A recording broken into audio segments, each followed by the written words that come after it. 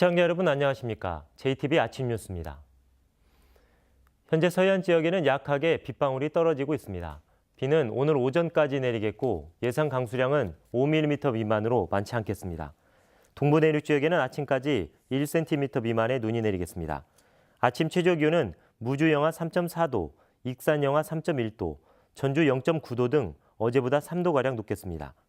낮 최고 기온도 어제보다 2도가량 높은 5도에서 9도 분포가 예상됩니다. 당분간 평년 기온을 웃도는 날씨가 이어지겠습니다. 터널이나 지하차도는 화재가 나면 자칫 대형 참사로 이어질 수 있는데요. 전주 시내 터널과 지하차도에 대한 소방점검은 20여 년 동안 제대로 이루어지지 않은 것으로 드러났습니다. 나금동 기자가 보도합니다. 전주 구도심과 신도심을 잇는 진북터널에 들어가 봤습니다. 당연히 있어야 할 소화기가 아예 자취를 감추었습니다. 이곳에는 알림등이 꺼져 있어 터널에서 불이나 연기가 차면 소화기를 찾기 어렵습니다. 취재가 시작되자 전주시가 부랴부랴 점검에 나섰습니다. 지금 청소 중에 현장과 점검하고 유압 있는가 지금 점검하고 있어요. 다른 시설들도 상황은 비슷합니다. 이곳에는 소화기는 있지만 어쩐 일인지 소화기암이 열리지 않습니다. 이곳은 전주에 있는 또 다른 터널입니다. 소화기를 확인해 보니 먼지가 새카맣게 앉아 있습니다. 점검표를 보니까 아무것도 적혀 있지 않아 언제 점검했는지 확인할 길이 없습니다. 전주의 터널 2개와 지하차도 4곳은 지은 지 16년에서 25년이 지난 상황. 하지만 전주시와 소방본부는 서로 책임을 떠넘기며 그동안 소방점검을 거의 하지 않았습니다. 사망이 아예 안 잡혀 있어요, 지하차도는. 그러니까 점검을 안 하는 거죠. 일단 대형 사고 이후 다른 지자체들은 관리를 강화하고 있지만 전주시는 터널과 지하차도 관리 규정조차 없습니다. 따로 규정이나 이런 거는 없고요. 터널 관리 차원에서 안쓰게 되는 쪽이나 아까 말씀하신 대로 소화기 관계 당국이 나몰라라 하는 동안 애꿎은 시민들만 위험에 내몰리고 있습니다. JTBC 뉴스 나금동입니다.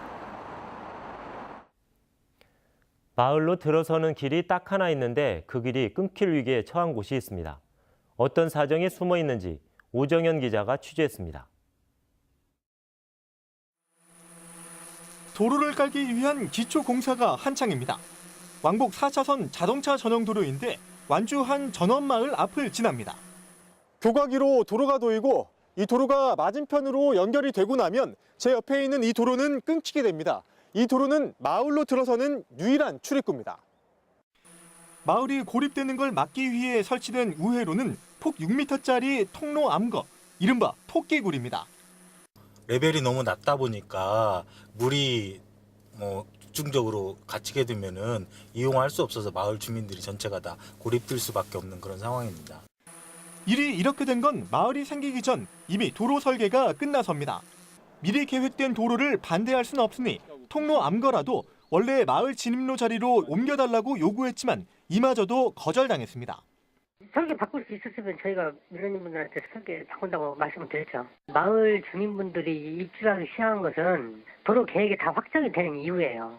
거기에 전원주택을 허가를 내준 것도 완주군이기 때문에. 완주군도 주민 편이 아닙니다. 민원 해결은 사업을 벌인 익산지방국토관리청이 나서야 한다는 입장입니다.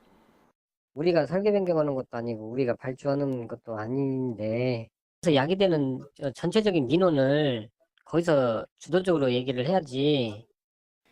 딱한 사정이야 알겠지만 정해진 계획은 조금도 물을 수 없다는 불통에 조용했던 전원마을에 한숨이 끊이질 않고 있습니다. JTBC 뉴스 오정현입니다.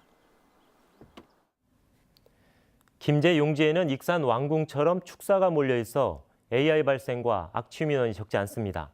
이전과 매입을 통해 축사를 없애는 방안이 추진되고 있지만 어려움을 겪고 있습니다.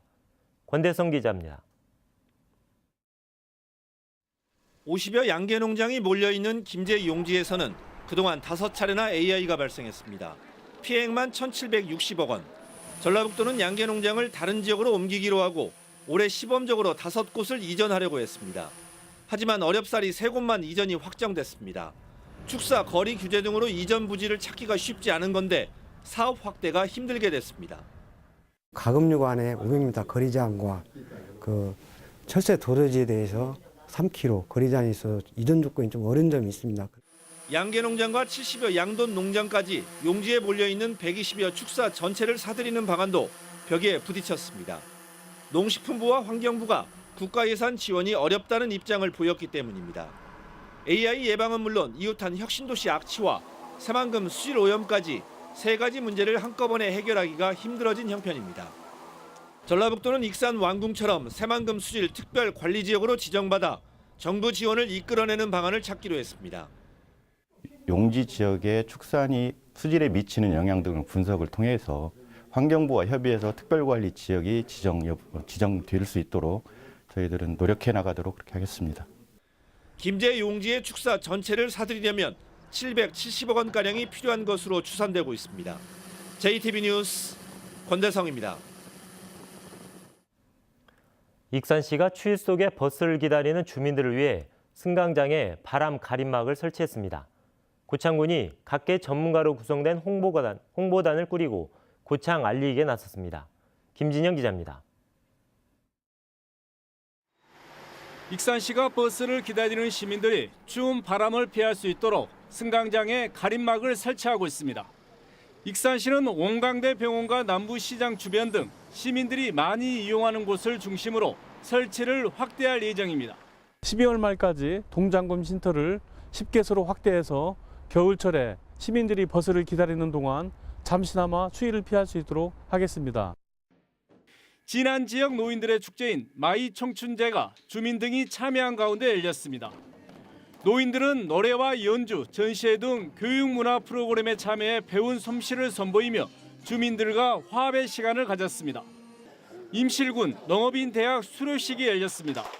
42명의 농업인들은 지난 3월부터 복숭아 판과 6차 산업반 등 2개 과정에 등록해 모두 25차례 교육을 받았습니다.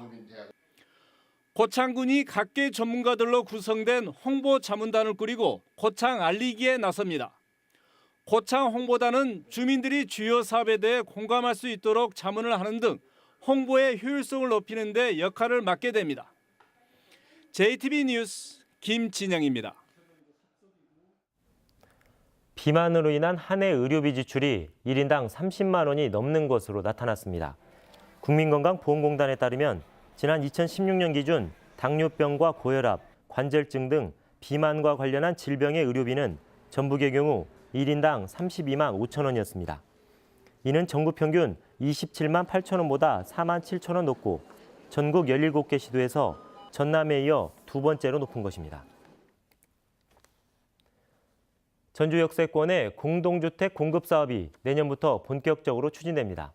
국토교통부는 민간 임대주택에 관한 특별법에 따라 전주역 뒤쪽의 호성동, 우화동 일대를 전주역세권 공공지원 민간 임대주택 공급 촉진지구로 지정한다고 밝혔습니다.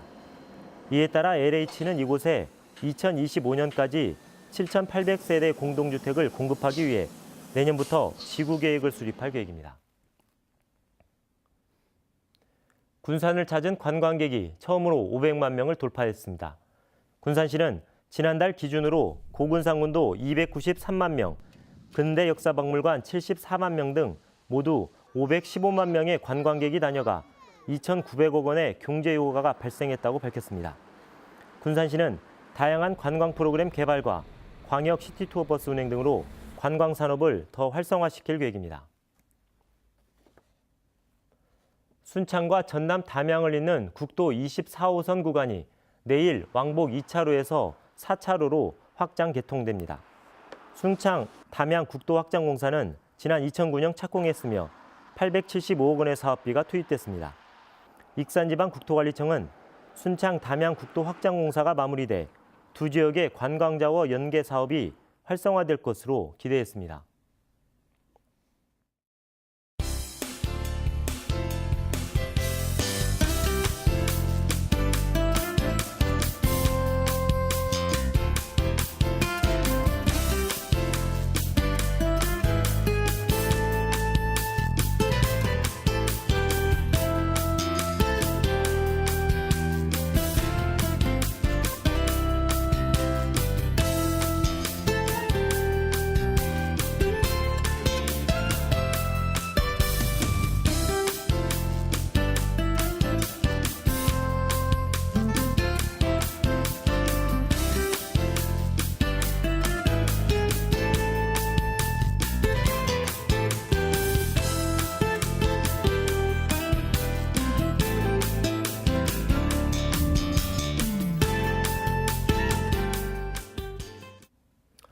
JTBC 아침 뉴스를 마칩니다.